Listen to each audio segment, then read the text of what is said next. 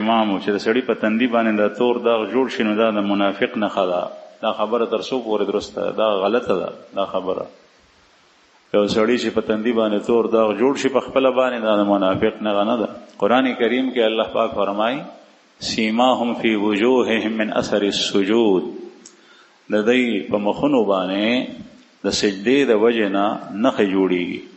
د دې نښو نه مراد دا تور داغ نه دی، مفسرین حضرات وایي، بلکې په مخ کې یو نور پیدا شي. کوم سړی چې د الله عبادت په کثرت سره کوي د هغه د مخ نه نور خیږي. اصل حقیقي سیما دا ده، خو ظاهر لفظ کې دا داغ هم په دې کې داخليږي. ځکه د دې نفي کول نه دی پکار او د منافق قطعا ویل نه دی پکار، نه غلطه ده.